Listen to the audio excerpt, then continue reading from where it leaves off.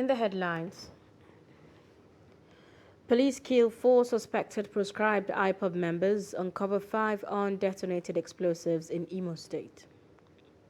NDLEA arrests father of 4 with 20.75 kilograms of black liquid cocaine in makeup mascara at Abuja Airport. Zamfara State ready to end open defecation by 2035. 4 killed, many injured as car crashes into carnival crowd in Belgium. Hello and welcome to Trust TV News Update. I'm Zainab Bala.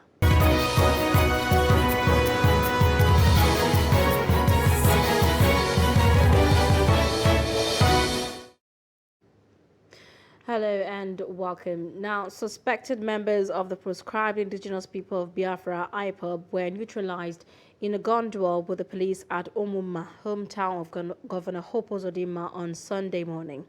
According to the police public relations officer, Imo Police Command CSP Mike Abatam, the gunmen were killed in an attack on Omuma Police Station in Oru East local government area of the state.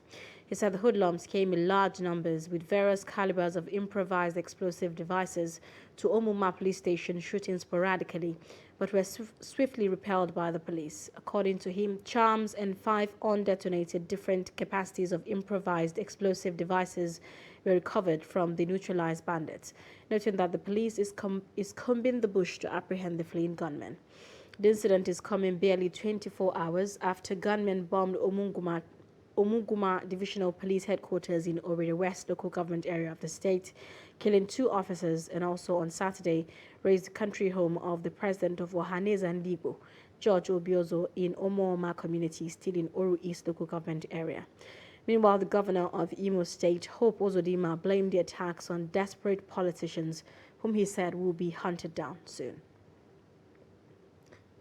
Still ahead, proscribed indigenous people of Biafra, IPOB, has assured its full support to Southeast governors ready to work for the interest and liberty of the people of the region. The group, in a statement issued by its media and publicity secretary, Ima Powerful, expressed its preparedness to work with Anambra State Governor Chukwuma Soludo to secure the state and make it envy of black race. The group, however, warned those who make themselves willing tool to criminalize its agitation for freedom to have a rethink or be ready to pay dearly for it. IPOB warned the governor against repeating the mistakes of its predecessor, who it said allowed himself to be used by its enemies to persecute its people. Still ahead, the National Drug Law Enforcement Agency NDLEA operatives have arrested a 54-year-old father of 4 children, Okiki Anachukwu, who claims to be a businessman with black liquid cocaine at the Nnamdi Azikiwe International Airport in Abuja. In a statement issued by the Director, Media and Advocacy of NDLEA, Femi Babafemi, he said the operatives arrested Anachukwu with 20.75 kilograms of the black liquid cocaine on Tuesday, 15th March, upon his arrival at the Abuja airport from Sao Paulo, Brazil, through Doha, Qatar, to Abuja.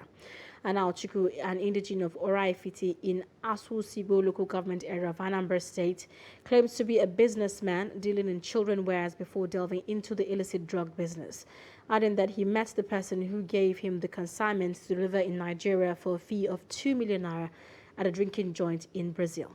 In other operations across the country, Tony Sampson, Paul Adamu, and Ruben Waziri were arrested in Kaduna on Friday, 18th March, with over 18,000 tablets of tramadol and over 12,000 tablets of diazepam and Exol 5 tablets. While in Anambra State, the NDLEA operatives on Thursday intercepted a bus at Obosi Bridge heading to Oba, Abia State from Onitsha, with 7.5 jumbo sacks of cannabis weighing 365 kilograms, while the driver, Ifeanyi Onyamile, admitted to being the owner of the drug exhibits, among other arrests.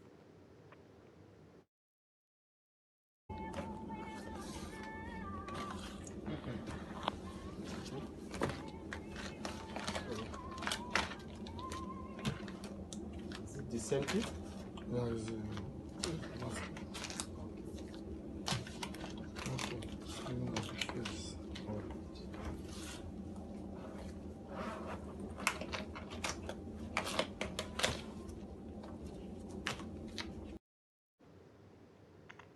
And now talking politics, some members of the opposition People's Democratic Party, PDP in Gombe State, have defected to the ruling All Progressive Congress, the APC. The decampees were received by Governor Inuwa Yahaya at the Gombe State Government House. Ibrahim Ismail reports.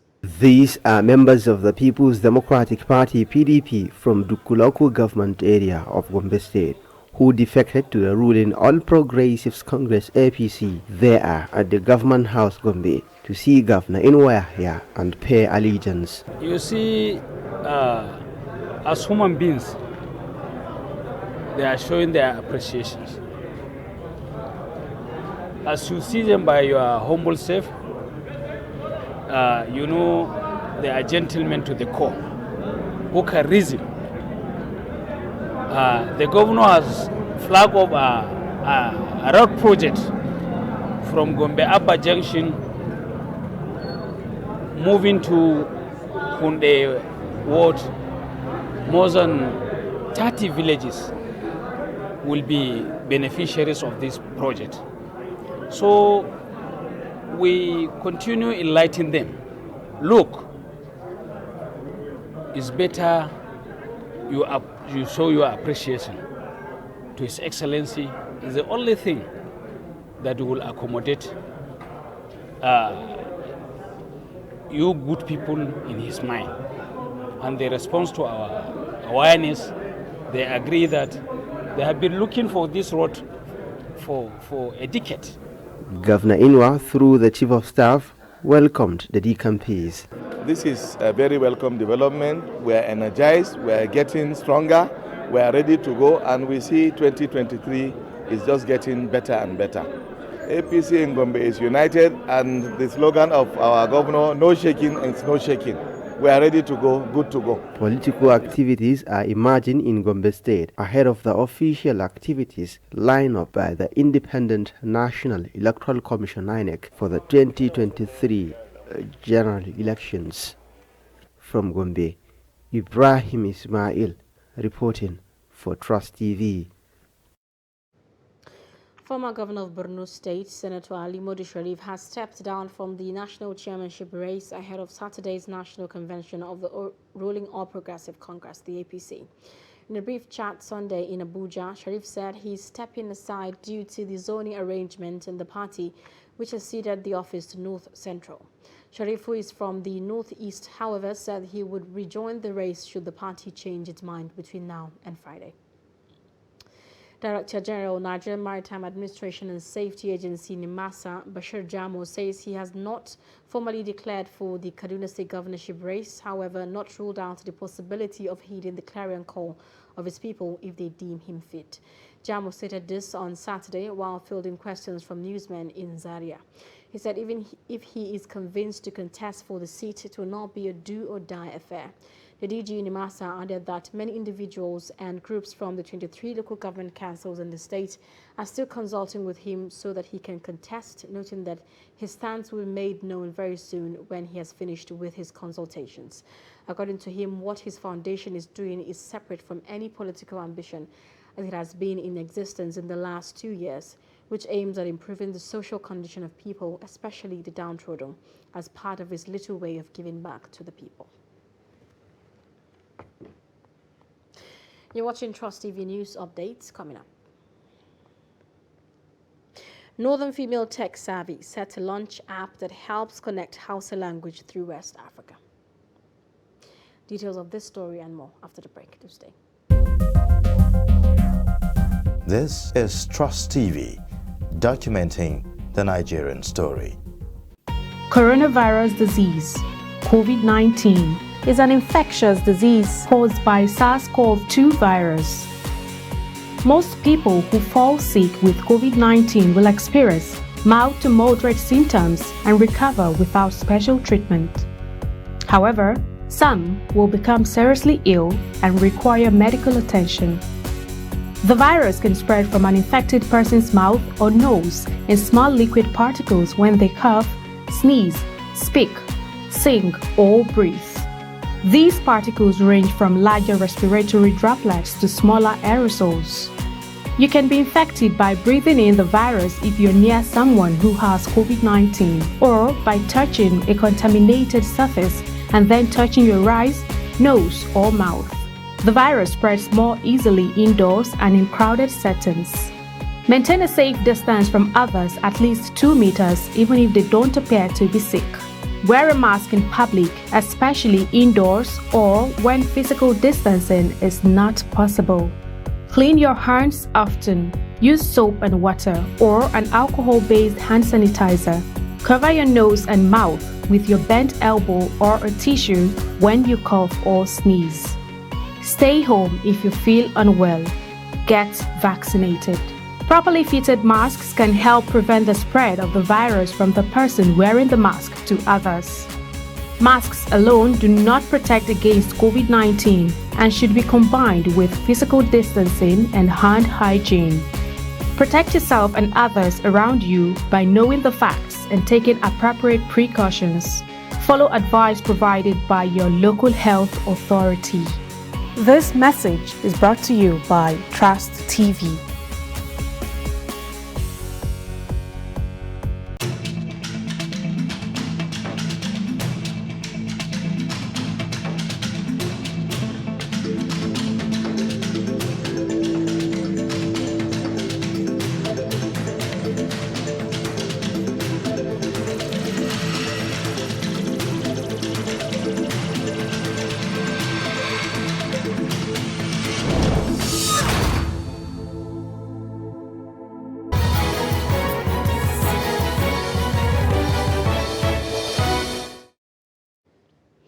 Welcome back. If you are just joining us, this is Trust TV News Update. Our top stories.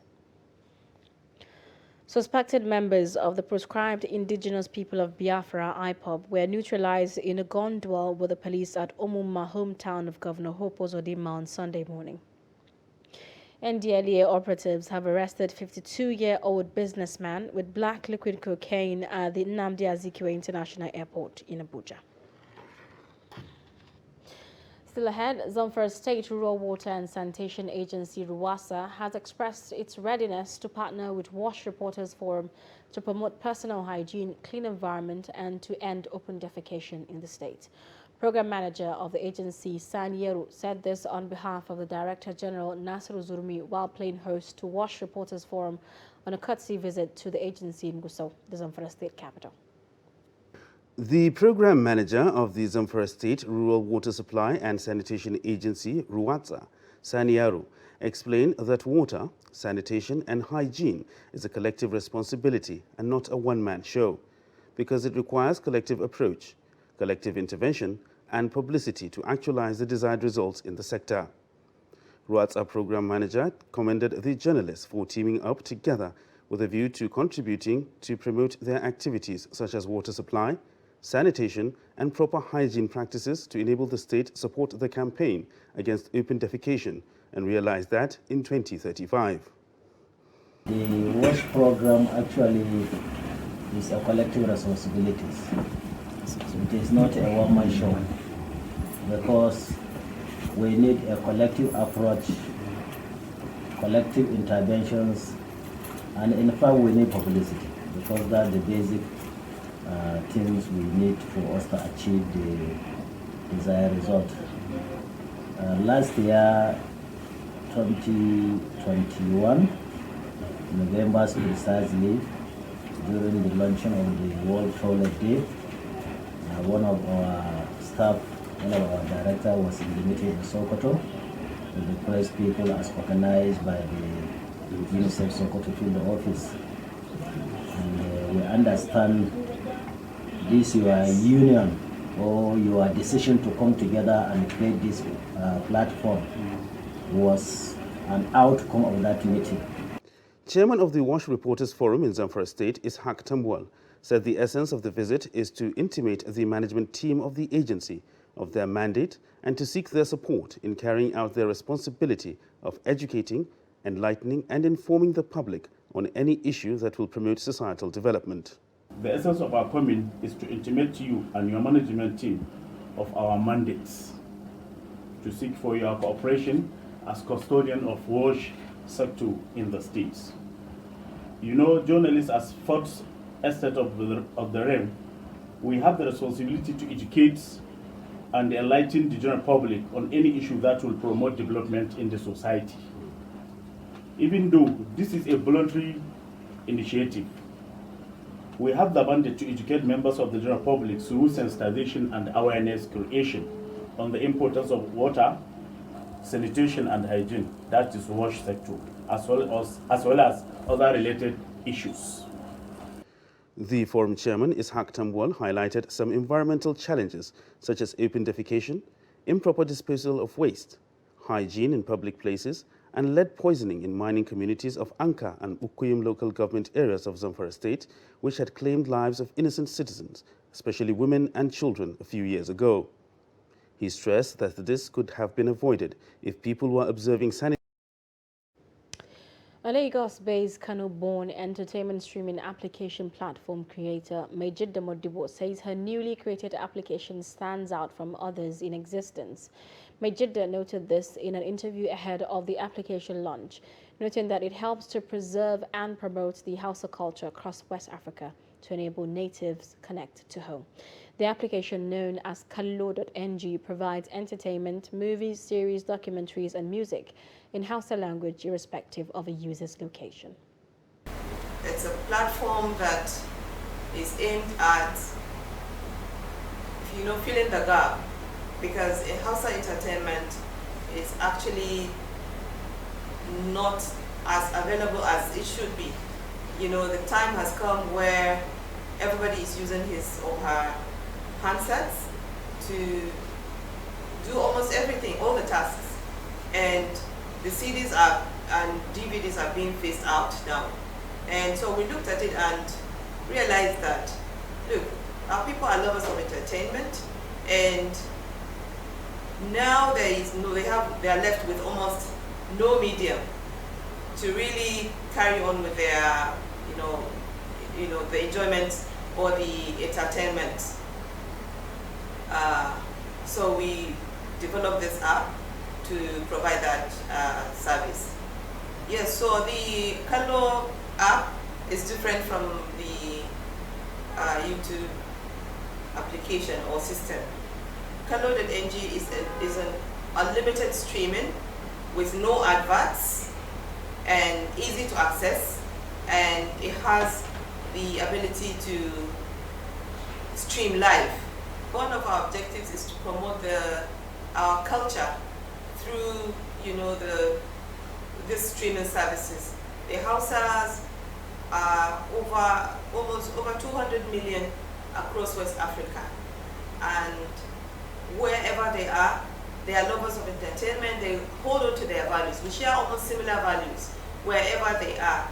With these streaming services, it's like connecting them back home, because whatever they are looking for in terms of their culture, in terms of their values and tradition, is in the platform that we have that's called Kallo.ng. So one of the benefits of having this system or this streaming service here to our society is job creation. There are so many talented youth out there that have the skills. Some are even trained at the Universal Studios. They are taken to America, to the best studios, to train, to acquire knowledge on how to do movies, to produce movies and other audiovisual services, where the market is actually not as exciting. We hope that with these streaming services, we will be able to create more jobs, to give others opportunity to come and showcase their skills through movies, through series, through other entertainment activities. We will be very glad to partner with them to ensure that. Very, very interesting. Now back home, Media Trust Limited is partnering with Startup Kano to build capacity of young innovators in media technology. At a media hackathon program in Kano, 15 young men and women participate in various engagements aimed at assisting journalist capacity in news gathering across the country. Trust TV correspondent Idris Jabir reports. In collaboration with Daily Trust and Trust Television, the Startup Kano Media Hackathon is an initiative aimed at encouraging young innovators in the media industry. It also seeks to address some of the technological challenges of Nigeria's media industry. We decided to come up with the hackathon to see how we can support, young people in technology and the creative industry, to come together and create things that will simplify the use of media for users and consumers. For example, we have two teams today, the Team Technology and the Team Creatives. The Team Technology are going to create tech softwares, mobile apps, and websites that journalists can use to simplify their works. And then the creative people, the Team Creatives, are going to write about trending topics in the globe. They are going to create videos that would depict International Women's Day and women generally.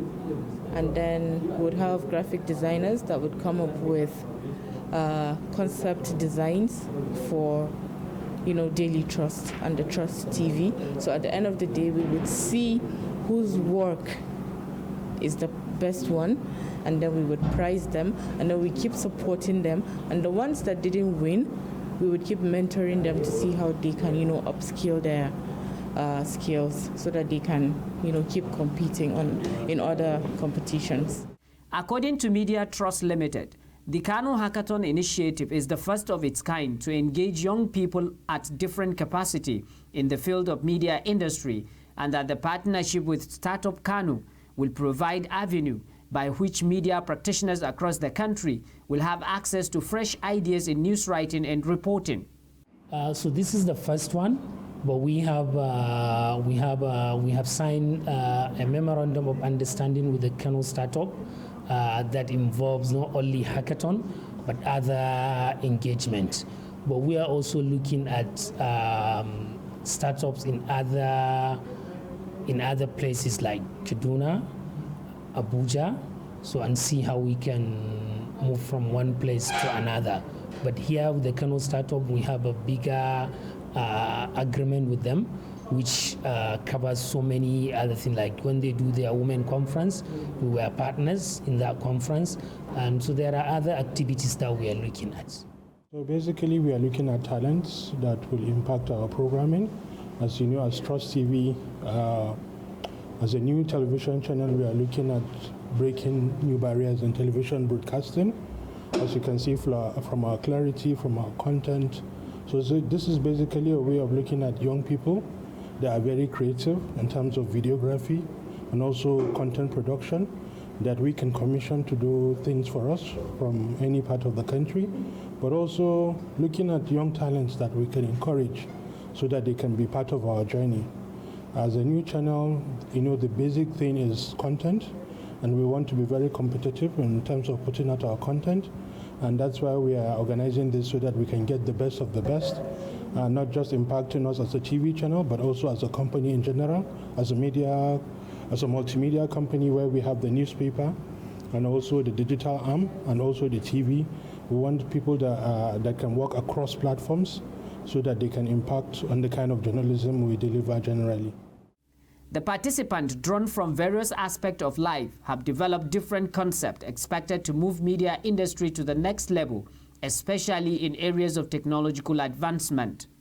Aminu Babayo has developed web application that will gather news from different media outlets across the country, while Abdulsamad Ibrahim is designing the cover of Daily Trust magazine and podcast poster, as Chidima wrote about the humanitarian and economic impact of the Russian-Ukraine conflict. The name of the application is All-in-One News. The reason why I name it All-in-One News is because it gathers news from different media outlets, thereby reducing the task of journalists in terms of searching information, instead of searching news from Google or from Bing or from other search engines. If a person is not well trained in accessing information online, so he might find it difficult where to source a genuine and reliable information. So that's the major reason why we developed this web application software. So automatically, when you open the web application, on the dashboard, it will fetch latest headlines from Google News. So we use an API that will also that will do that thing.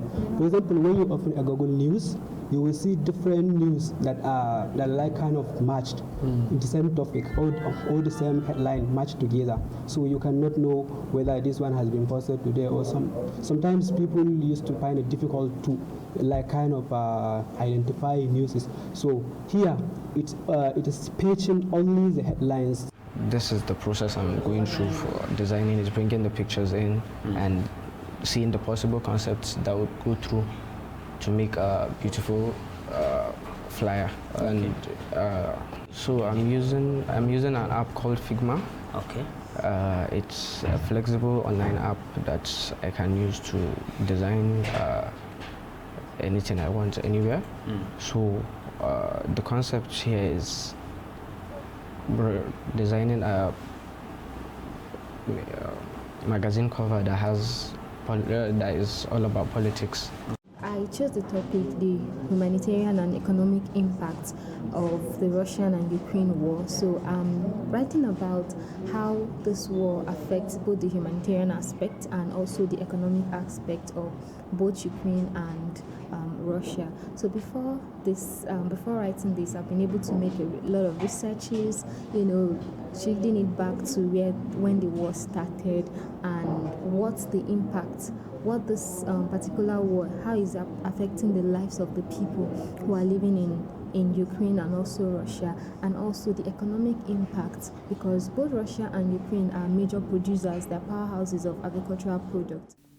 Highlight of the Kano Media Hackathon program is the presentation of checks by the Media Trust Limited to each of the 6 winners out of the 15 that participated on different categories. Idris Jibrin, Trust TV News, Kano.